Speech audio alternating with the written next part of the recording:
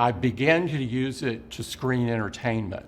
I watched the third season of Ted Lasso on the Vision Pro. For me, to get in the position that I want to get in, including lying flat and putting the screen on the ceiling, is an incredible kind of experience.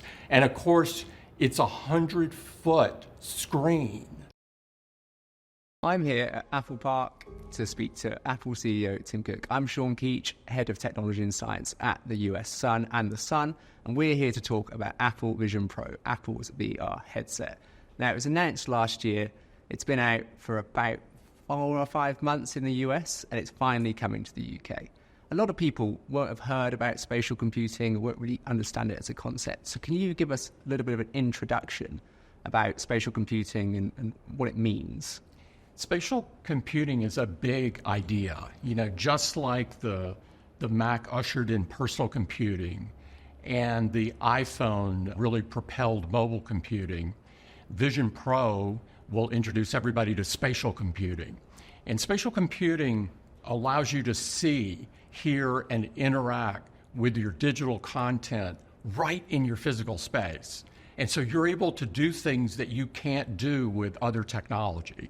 It's the most advanced personal electronics device in the world, and we couldn't be more proud than to deliver it to our UK customers. It's obviously been out now in the US for a little while. Has anything surprised you since it launched? What's impressed you about maybe the way users are using the headset that you didn't expect? First of all, it's an emotional experience to take a demo. And so I encourage everybody to go to their local Apple retail store and get a demo. And it's interesting to watch people, the reaction that they have. Many of them tear up because when you begin to experience your photographs in the Vision Pro, it's almost like you're there again. And so you can imagine your family photographs, big as life, and you're there. You're celebrating a birthday party or you're celebrating some huge event in your family's history. It's amazing. I've been pleasantly surprised at the number of use cases in enterprise. Companies typically move slower than consumers, but half of the Fortune 100 are now buying Vision Pro and are looking at it for use cases from varied as design collaboration, working on products together, designing retail stores on it, the planograms, helping people learn about field service and helping folks repair things. I've seen production lines be designed on it. I've seen surgeons that were preparing for surgery. As a matter of fact, there's an app in the UK called Fundamental Surgery that's become quite popular on the App Store. And so just a varied number of cases. It's like a computer and like the iPhone.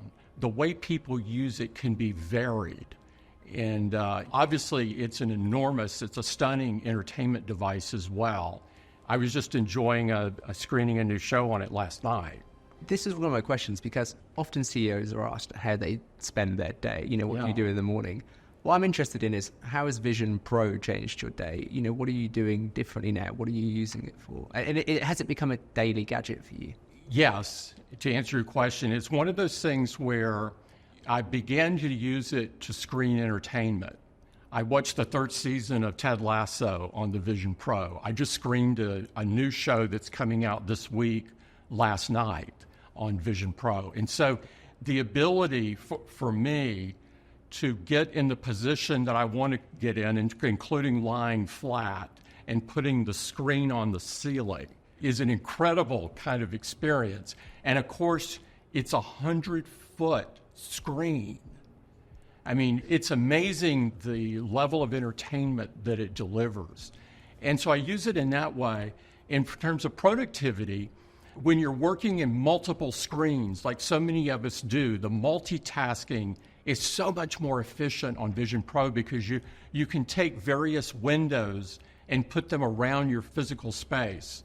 And so I use it in all aspects of my daily life now. And a lot of people, can't fit 100-inch screens in their homes. So the fact that you can, putting a 100-inch screen on your ceiling is amazing. It is. What I've been particularly impressed by is, from the US launch, is the amount of people that have been using it in public. Because I'd sort of previously seen VR as a bit of a personal at-home device, but you've seen it on the subway, on airplanes. There's a photo of someone using it at their wedding. Have you been surprised by the amount of people that are using it in public? Well, we wanted to make it to where that it wasn't odd to be using it with someone else, and so we have a feature called Eyesight, in where you can see someone's eyes that are using it. And so you're not losing your physical space there like you are in some of the other headsets that are on the market.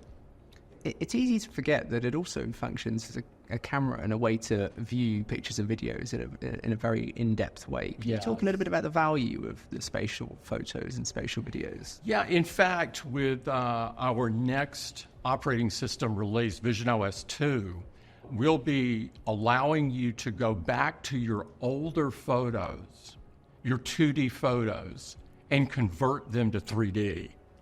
And when you begin to do this, and you're using some of your old photos of your family and friends and your vacations, etc., it feels like you have returned to that moment in time.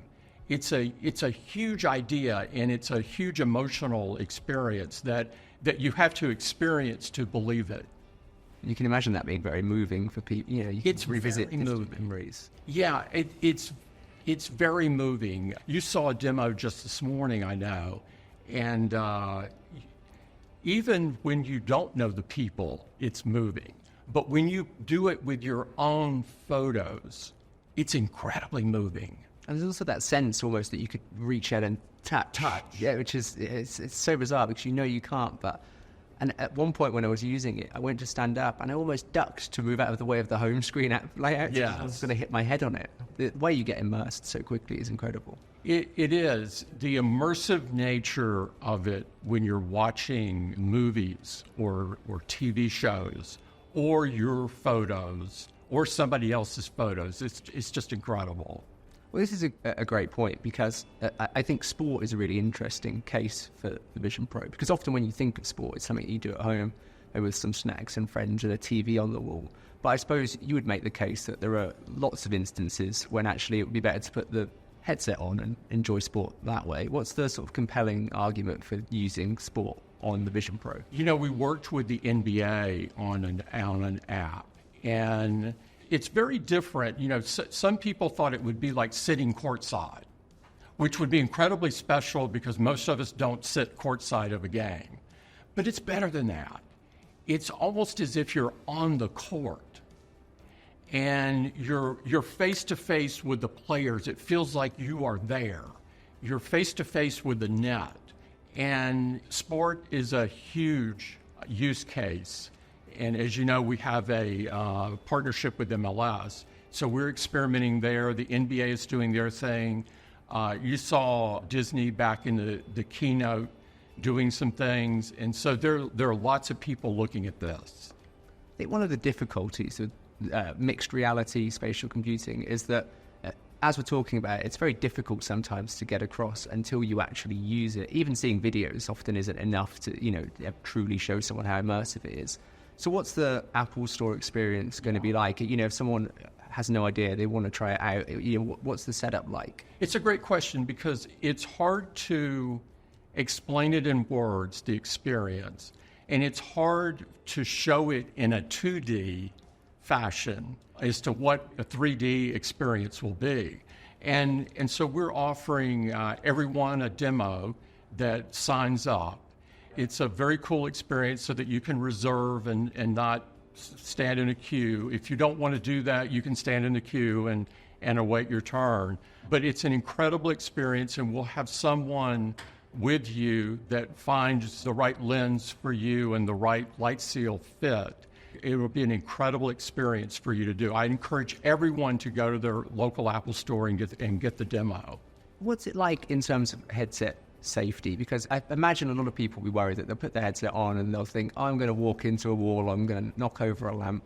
So are there sort of measures in place to protect people from bumping into the sofa. In a way, you're not losing your physical world. You're overlaying your digital content in the physical world. And so I'm not saying that no one will do that, but I think there's a smaller degree. I wouldn't recommend walking around when you're immersed. Is there a part of the hardware that you're sort of most proud of? Because obviously it's an expensive device. It's got a lot of very powerful technology packed into it. So I imagine there were a lot of challenges in designing the headset. Is there a part of it that you were particularly proud of, a puzzle the team was able to crack? I'm proud of the aggregate amount of innovation in it. We had to file over 5,000 patents on this single product. This is amazing. And there had to be so many breakthroughs on it to get it to this space. So I'm proud of the total and the perseverance of the team, because this was multiple years in the making. This is not something that you decide in 2 or 3 years. It's multiple years, and those multiple years were built on decades of innovation at Apple. I think two of the things that I was most impressed with were, one, the visual fidelity. In the demo, there was a close-up of a woman's face, and the detail was just incredible. And then also the intuitiveness of the controls. It felt very natural to just, move things around. Do you feel that as well? I definitely do. It works the way your mind works. The gestures are so easy to learn. There's no learning curve. Once you're told exactly how you move a window or how you enlarge one, it's like this. And anybody that is using an iPhone can use the Vision Pro very easily.